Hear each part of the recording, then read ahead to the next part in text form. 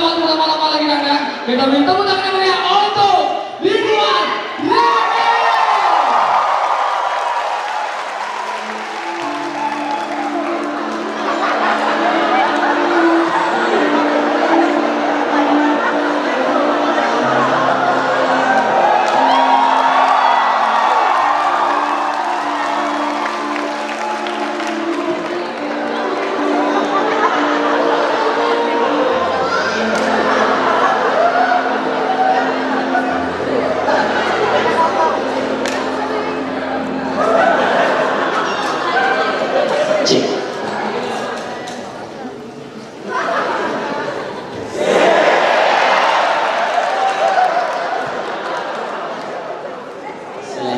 Assalamualaikum warahmatullahi wabarakatuh.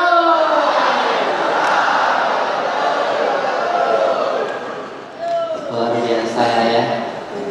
Ada yang belum kenal sama saya? Mau kemana Bang?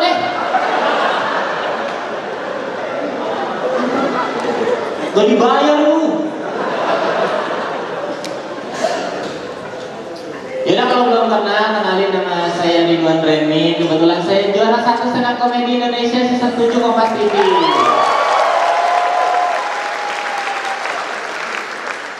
Cuma itu prestasi hidup saya Pak. Tolong dihargai.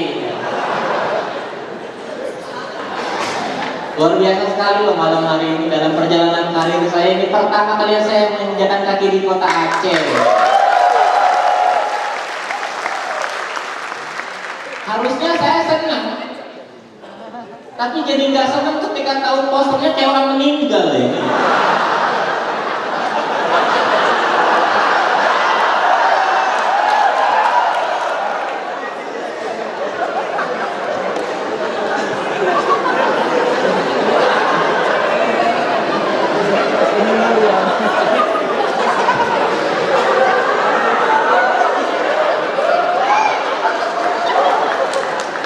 Ini idenya dari mana Pak Indra? Kayak Kapri Yasin.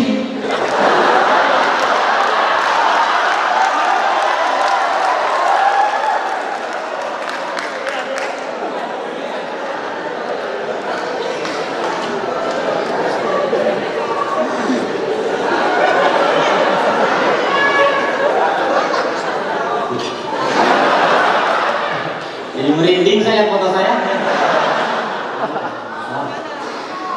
Tapi luar biasa, senang sekali bisa tampil. Jujur kalau nggak diundang sama Pak Indra hari ini saya datang ke sini.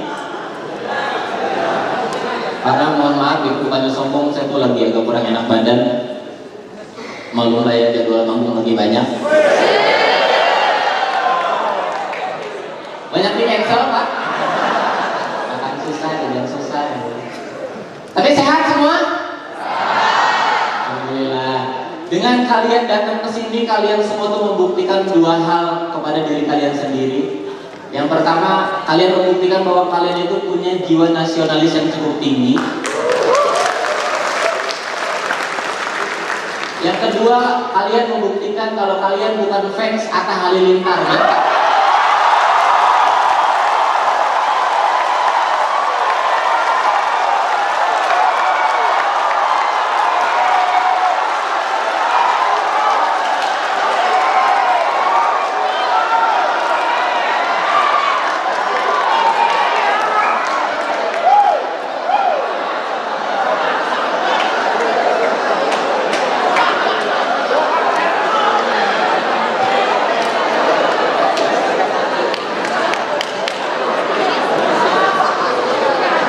Kalian tuh punya dendam sendiri ya?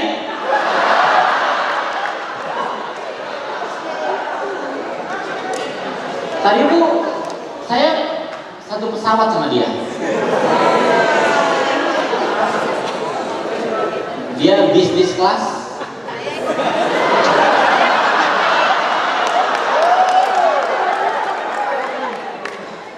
Saya ekonomi.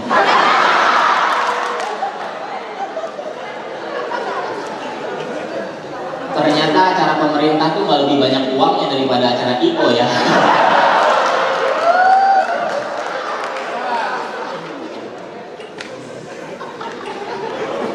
Tapi gue gak masalah sama Atta Halilintar, buat gue dia keren.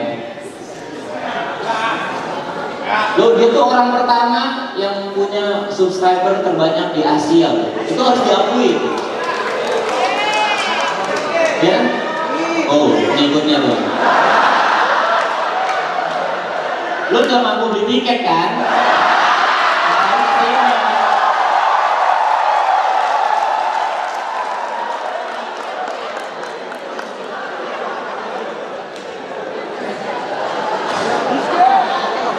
Tapi boleh kita benci orang, boleh, tapi kita harus akui karyanya juga bagus, harus diakui. Dia subscriber 13 juta di Asia, luar biasa. Jarang-jarang ada orang gila dengan pengikutnya.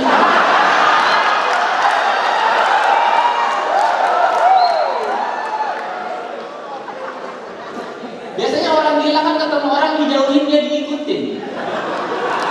Secara konsep orang gila aja dia udah indie gitu.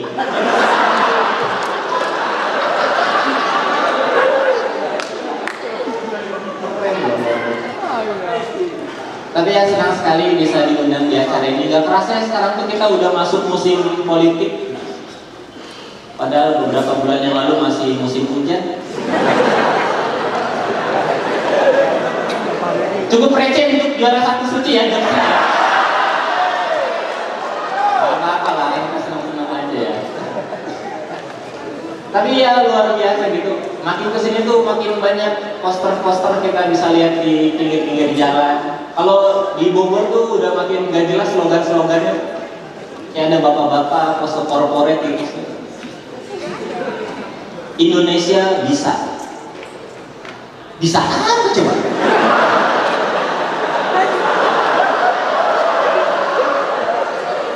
Kok nggak dijelasin gitu? Kan kita penasaran ya. Ada juga ibu-ibu gitu poster Indonesia maju. Kemana?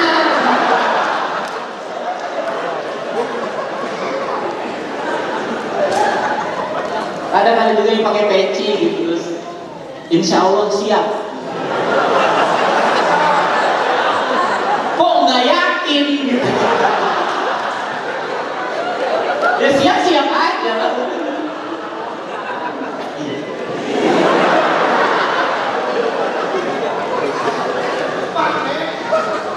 Tapi mudah-mudahan sampai tanggal 17 nanti kita semua sehat semua gitu, biar bisa nyoblos. Di sini ada yang belum pernah nyoblos, boleh tepuk tangan?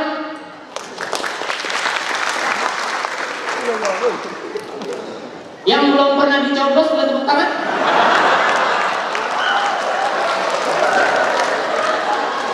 Yang ceweknya nggak ada yang tepuk tangan.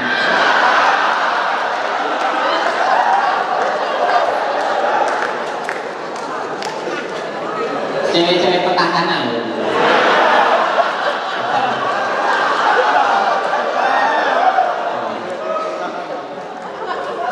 Harus ya, milih tuh harus gitu. Karena banyak banget alasan kita untuk milih. Saking banyaknya alasan orang untuk gak milih tuh jadi gak masuk akal sih buat gue. Kayak lu gak mau milih karena calonnya gak ada yang bagus, ya udah cari calon yang setidaknya bisa dibenerin. Mendingan kita salah milih daripada dipilihin orang dan salah, ya kan?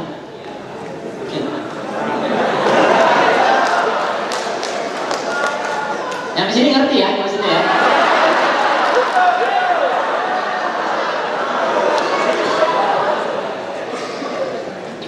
Ada kita nggak tahu gitu pilihan kita tuh efeknya sampai kapan gitu. Kayak saya ini milih untuk fokus jadi stand up comedian tuh dari tahun 2011.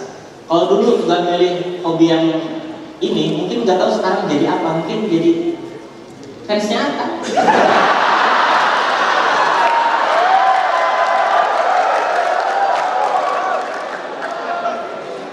Iya, Atta keren tahu sebenarnya dia keren gitu. Dia wajar punya followers banyak, anak-anak kecil, bego.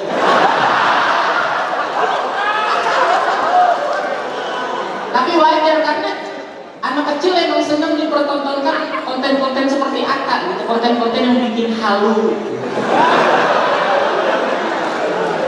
Iya, yang isinya cewek-cewek cantik, mobil mewah, rumah gede. Emang anak kecil tuh seneng dipertontonkan itu. Kita juga waktu kecil seneng kan nonton MTV Rumah Gue. Lama kalian sama gerbek rumah itu. Be My Right, American Pie.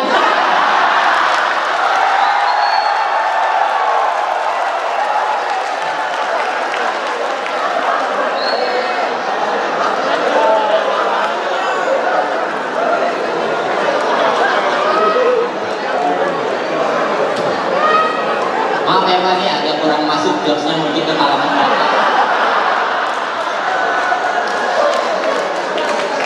Ini khusus para pecinta lendir.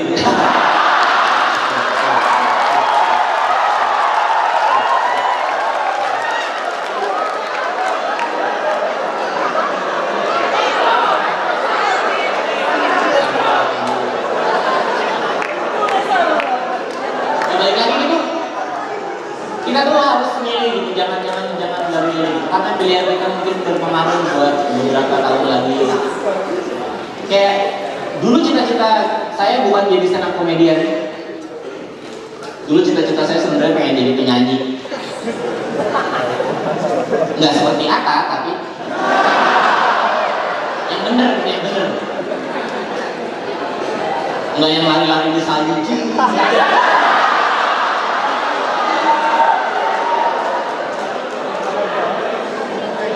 Dulu pengen jadi penyanyi, cuman saya sadar diri pilihan saya itu kurang tepat. Karena kan saya sadar suara saya ini terlalu berbahaya ya. Jangan buat nyanyi, celana aja nyamuk lewat mati. Dulu zaman sekolah pernah nyanyi gitu, hobi di kamar mandi. Baru 1 bait, ubin retak.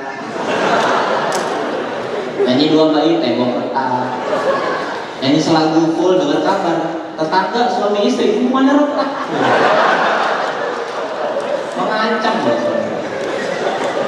Akhirnya fokus jadi stand up komedian gitu. Tanpa stand up komedi mungkin hari ini saya bukan siapa-siapa.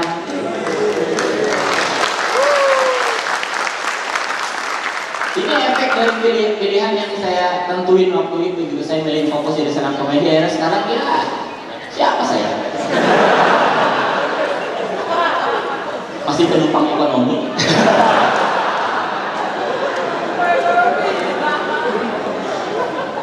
Saya tuh sebelum jadi stand up komedian tuh cuma seorang kapiten. Oh. Enggak. Pedang saya nggak sepanjang itu ya. Relatif kecil. Cuma fleksibel dia.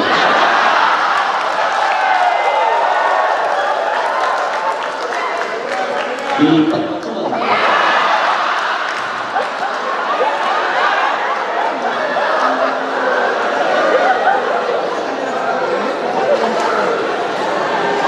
Tapi yang berkat pilihan itu sekarang saya jadi salah satu stand up komedian yang cukup diomongin sama banyak orang.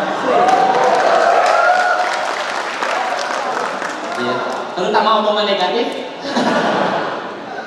Tapi alhamdulillah gitu sekarang udah bisa dibilang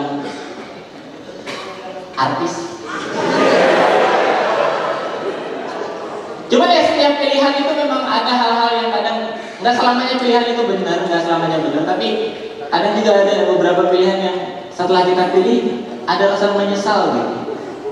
Karena mungkin kurangnya informasi gitu. Kayak dulu nganggapnya jadi artis tuh enak, hidupnya bergelimang harta gitu, ya, punya privilege lebih jauh dari permasalahan hidup. Setelah ngalamin sendiri jadi artis, ternyata ada nggak enaknya. Gak enak itu kadang suka dibicandain sama teman-teman rumah, kayak lagi jalan ke warung, ada teman pulang kerja, kadang suka bicandain kayak cie artis, stand up dong.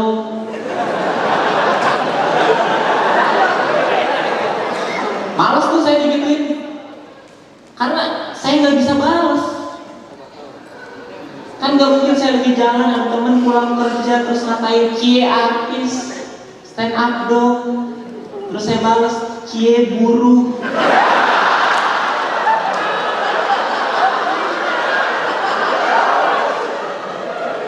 Demo dong.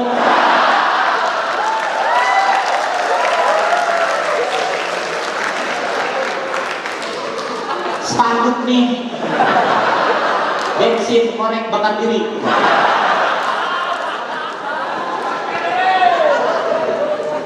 Dan kadang kalau ketemu orang yang kayak gitu kita harus ya sosok asik gitu kayak lucu banget sih. Karena kalau enggak kadang dia suka julid gitu kayak suka nyinyir, Ridwan semenjak jadi artis lupa lu sama gua nggak jadi artis juga males kan lu. Saudara bukan punya utang kagak. Sombong lu sekarang nggak asik. Gua sombong, gua nggak asik. Lu so asik. Perasaan sebelum ketemu lu, hidup gua asik-asik aja.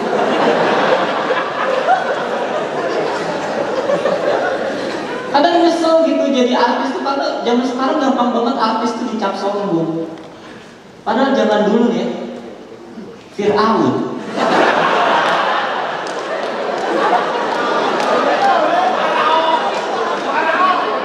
Tahu Pak ya?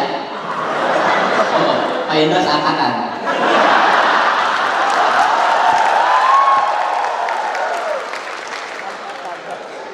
Waktu ditenggelamin dia yang hanyut. Selamat.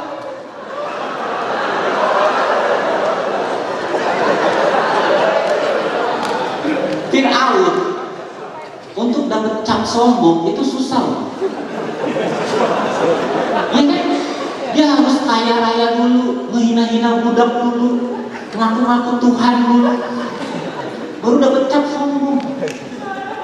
Saya cuma gara-gara gak fallback dikatain sombong. Cuma gara-gara gak fallback saya setara sama Fir'aun.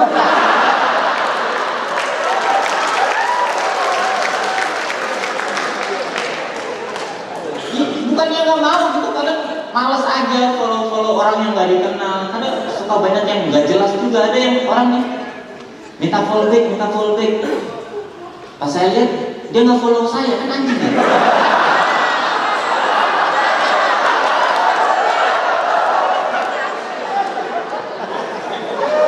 Bangke ya. Dikiranya saya bego. Dikiranya saya bisa dibohongin. Nah orangnya tuh minta fallback tapi nggak follow. Dikiranya gue bisa dibohongin. Ya udah gue unfollow.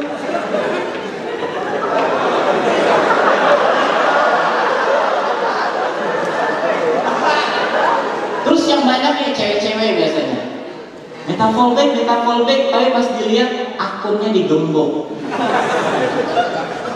Ya maksudnya minta fallback kan setara dengan ngajak berteman ya. Kalau akun lu digembok, pertemanan macam apa yang mau dimulai dari sebuah ketertutupan?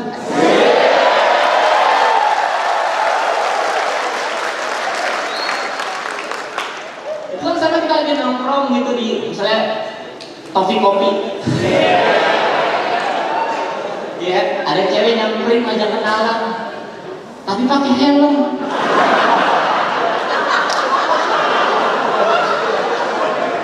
Udah gitu full face. Lu ngajak kenalan, ngajak touring.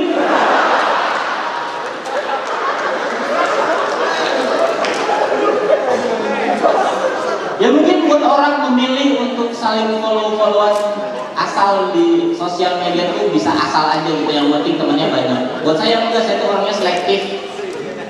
Sosial media saya adalah lingkup pergaulan saya. Jadi harus tahu dulu nih orang hobinya apa, suka posting apa. Kalau saya suka saya follow, kalau enggak ya udah. Karena saya nggak mau melihat ada orang atau postingan yang nggak pengen saya lihat di sosial media saya. Dulu awal-awal bikin Instagram, semua yang minta fallback, saya fallback. Cewek cantik dikit, fallback. Cewek cantik dikit, fallback. Cewek open BO, fallback.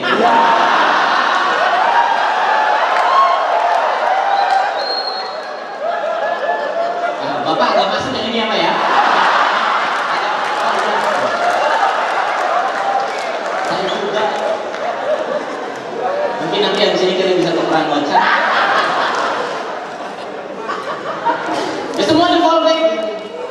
Cuma dari semua yang di scroll itu tiba-tiba ada satu orang yang hobinya ngupload ayat kitab suci. Ya maksudnya itu kan tidak sejalan dengan visi misi saya main sosial media. Orang niatnya mau nyari cewek, malah dapat wahyu, kesel.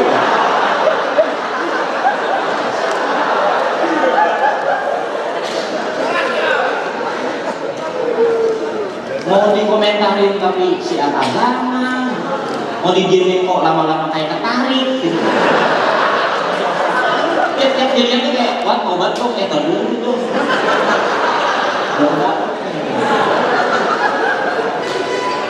Akhirnya semua itu saya unfollow gitu, cewek cantik doang saya unfollow, seksi doang saya unfollow, open BO keep. Lumayan, tapi sering keluar kota Pak. Takut nyasar kan. Kalau nyasar kan tahu tempat nginep di mana seenggaknya.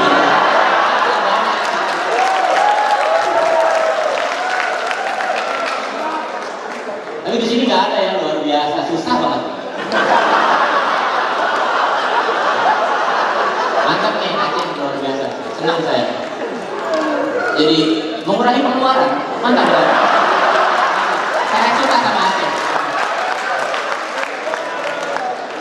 Uang belanja istri full. Tapi sini pada follow open BO.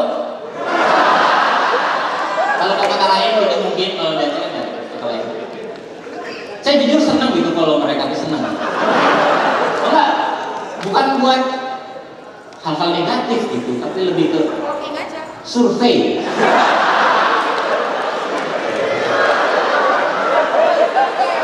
Nah, ini penting loh, karena konsep pemasaran. Yang ditawarkan sama cewek-cewek open BO itu jauh di luar nalar. Makanya nih, nanti kalau follow, perhatiin, jangan cuma di booking, perhatiin.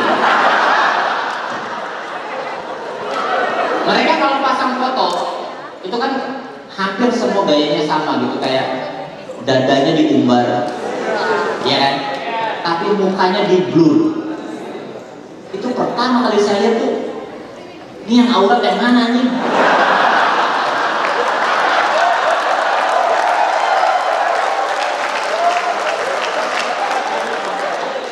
Apa terbalik gitu?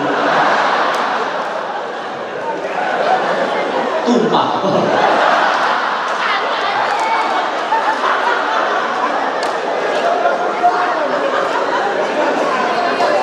Tapi setelah saya pikir-pikir, ada manfaatnya juga. Mereka punya konsep seperti itu, dan diunggah muka di blue itu ada bagusnya juga, karena untuk menghindari kalau mukanya dijelasin takutnya tuh mengundang hawa nafsu. Nafsu amarah, udah jelek bugil.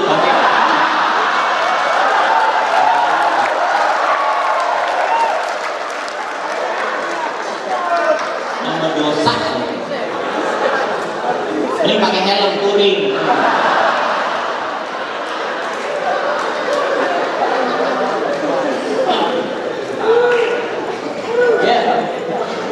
Intinya jangan takut untuk memilih. Emang kalau milih itu ada salahnya juga, tapi kalau kitanya tetap konsisten pasti ada hikmahnya juga gitu. Sekarang dari pilihan yang waktu itu saya putusin untuk fokus jadi stand up comedian, sekarang saya bisa punya kesempatan untuk kerja sama orang-orang besar kayak Calon Tong, Indro Warko, Big Show.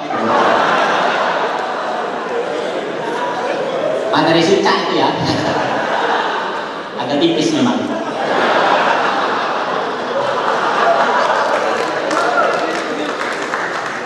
Terakhir, baru beres kerja sama Raditya Dika. Pada kenal? Buat yang nggak tahu, Raditya Dika itu salah satu orang besar. Iya, casingnya kecil, tapi penghasilnya gede loh tuh bocah.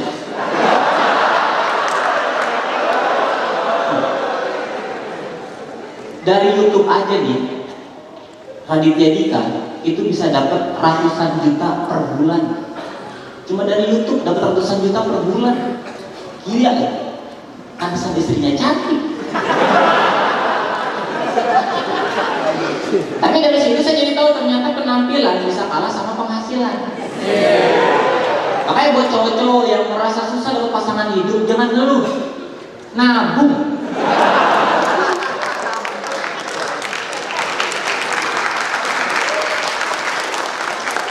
Kalau tabungan udah banyak, minimal kalaupun nggak bisa dapetin pasangan, ya bisa operasi plastik lah. Nanti habis operasi kan, kalau berhasil insya Allah gitu cewek-cewek yang deketin. Kalau gagal ya udah bilang aja dikumpulin.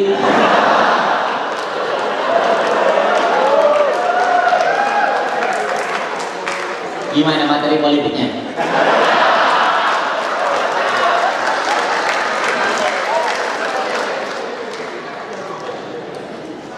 Cuman ya ketemu sama Raditya Dika itu cukup memberikan efek yang mendalam di hati saya.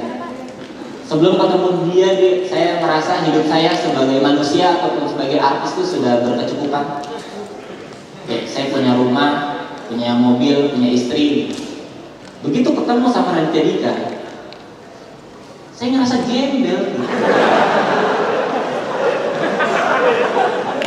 Apa yang saya punya nggak bisa dibandingin sama punya dia. Mobil saya sama mobil dia kalah mewah. Rumah saya sama rumah dia kalah gede, istri saya sama istri dia kalah telat.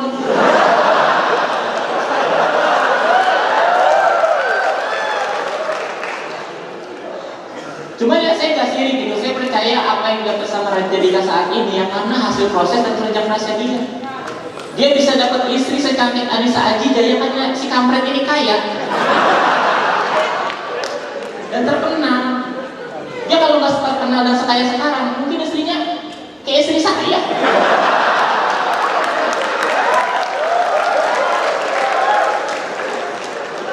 Loh, kenapa istri saya? Pada ketawain, kurang ajar kali.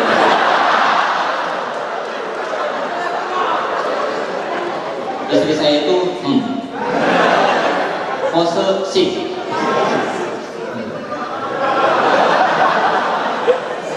Seneng ya sama job-job cemen, seneng ya? Ayo masuk. Tapi ya itu, saya udah menikah, mohon maaf kalau ada yang kecewa. Mohon maaf Pak, mohon maaf. Takutnya gitu kayak, mana gue cocok nih, nggak jadi lah. Saya udah nikah gitu. Dan setelah udah nikah saya baru sadar ternyata wanita itu memang makhluk yang sangat spesial.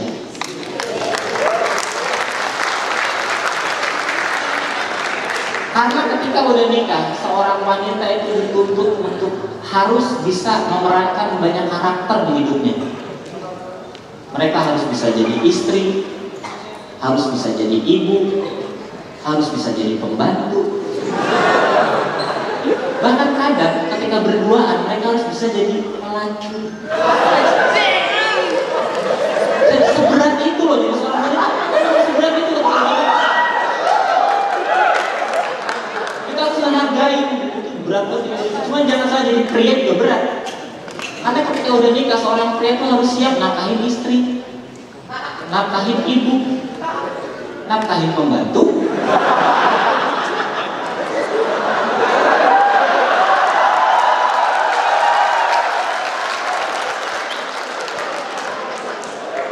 Dan kadang kalau nggak lagi berduaan, ngapain pelacur? Masalah pelacurnya gonta ganti mas selera ya. Yang suami kan punya kebijakannya masing-masing. Kalau saya sih nggak suka, mohon maaf, astagfirullah. Saya nggak suka main sama pelacur. Pembantu boleh lah. Karena lebih enak kalau main sama pembantu kan mainnya lebih bersih.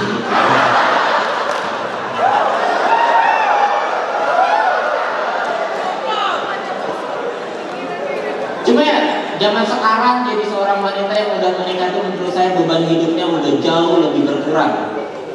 Karena salah satu faktornya yaitu kecanggihan teknologi. Sekarang kita cowok-cowok nggak perlu nuntut wanita kita bisa melakukan segalanya karena teknologinya udah canggih. Kita kalau dapat istri nggak bisa masak, nggak apa-apa. tinggal sambil GoFood. Kita dapat istri nggak bisa nyapu, nggak apa-apa, tinggal tampil GoClean. Bahkan kalau kita punya istri dan dia nggak bisa apa-apa, nggak apa-apa.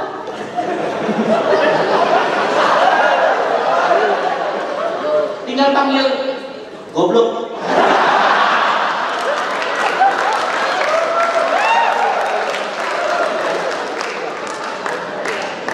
Bisa lu apanya ya?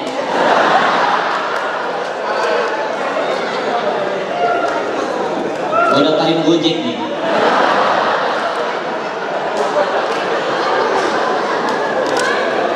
Saya tuh orangnya observasional banget gitu. Saya bikin materi tadi juga nggak sembarangan, saya karena punya pengalamannya. Saya pernah lagi ke Jakarta, ada kerjaan, terus saya naik ojek online yang bawa ibu-ibu. Terus saya tanya, Bu, kenapa ke Gojek? Dan jawabannya benar, karena nggak bisa masak sama nyapu, Mas.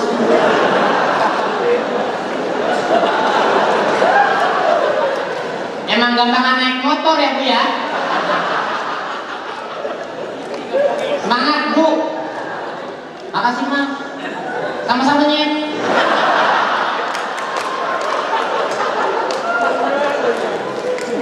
Zaman sekarang jadi wanita itu lebih enak itu nggak kayak zaman dulu. Saya lihat ibu saya itu capek banget. Hampir semua pekerjaan rumah dia yang beresin. Pagi-pagi udah bangun, nyuci, masak, bangunin anak-anaknya sekolah, anak-anaknya mandi, dia yang nyiapin semua perlengkapan sekolah, dia nyiapin buku, nyiapin baju. Kadang saking rajinnya nyokap saya belum selesai mandi, dia udah selesai ngerjain PR. Lah PR kan pekerjaan rumah, tugas dia lah.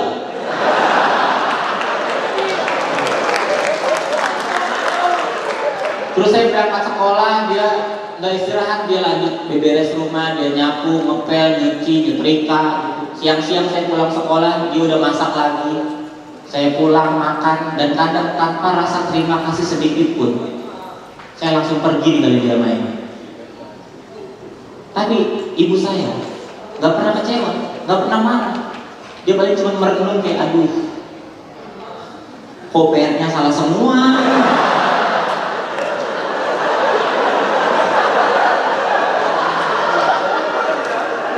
Kayaknya harus bimbel nih.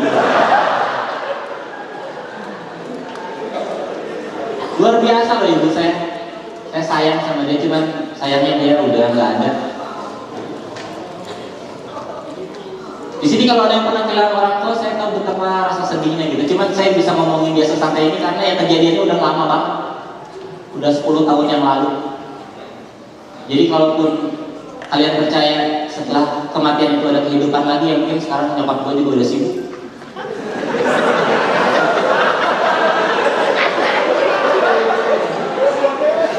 Gak tau, mungkin dia ngerjain PR di sana.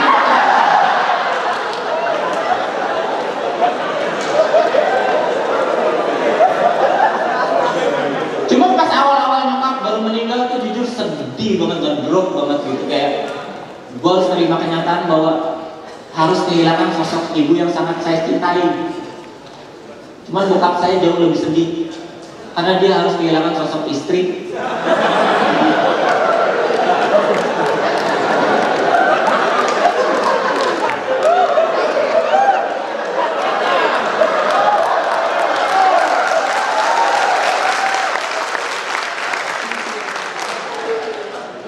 Sekaligus gitu. Masa saya ngatain dia pelacur, nggak sopan. Pokoknya intinya zaman dulu tuh bokap saya tuh galau abis. Lama banget dia pokoknya, karena ya mungkin zaman dulu banyak Tinder. Kalau ada sih udah lama gitu. Cuman ya nyokap saya tuh, ibu saya meninggal karena diabetes. Itu salah satu penyakit yang memang sangat mematikan gitu. Pengobatannya cukup repot, waktu itu dia harus bolak-balik ke rumah sakit, harus cuci darah, harus infus segala macam. Dan waktu itu dia memutusin untuk gak mau lagi berobat, gak mau lagi ke rumah sakit, dia maunya di rumah aja karena dia merasa kehilangan banyak waktu sama keluarganya. Dan ketika nyokap gua, ibu saya, sudah memutuskan untuk di rumah aja, kita sekeluarga tuh jadi tahu bahwa ibu saya umurnya nggak akan lama lagi. Itu momen paling sedih di hidup saya, karena kita tahu orang yang kita sayang umurnya nggak lama lagi, itu sedih banget gitu. Apapun yang bisa bikin dia bahagia, saya itu pasti saya lakuin. Dan saya masih ingat banget beberapa hari sebelum ibu saya meninggal, dia cuma minta satu hal. Dia cuma pengen diajakin jalan-jalan naik Vespa yang baru saya beli pakai uang saya sendiri.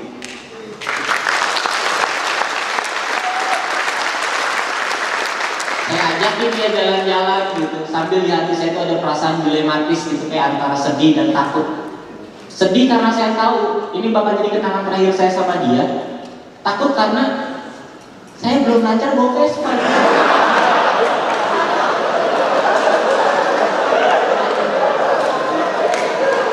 Ya saya takut yang tadinya semua orang udah tahu nyokap saya bakal meninggal karena diabetes, malah meninggal karena kecelakaan motor. Saya kan gak mau yang dari semua orang udah nyalahin takdir jadi nyalahin saya.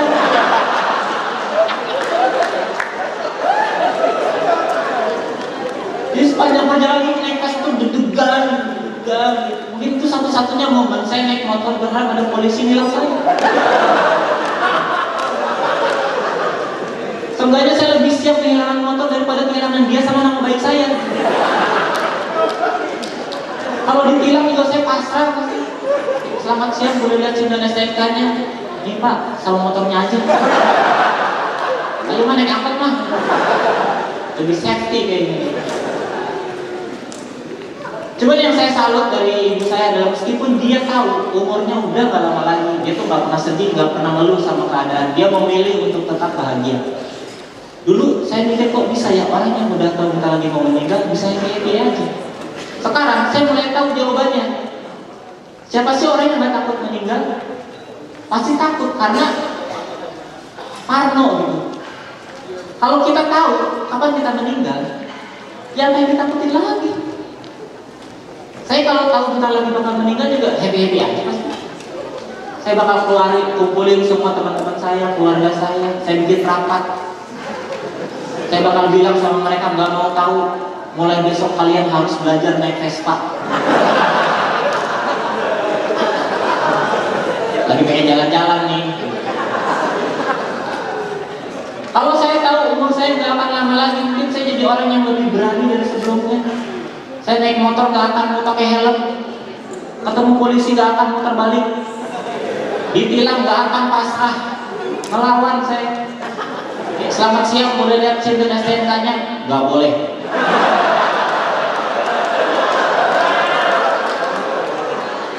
Punya gua nih.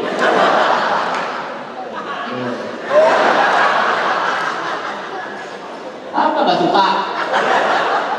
Gua hancurin nih motor gua.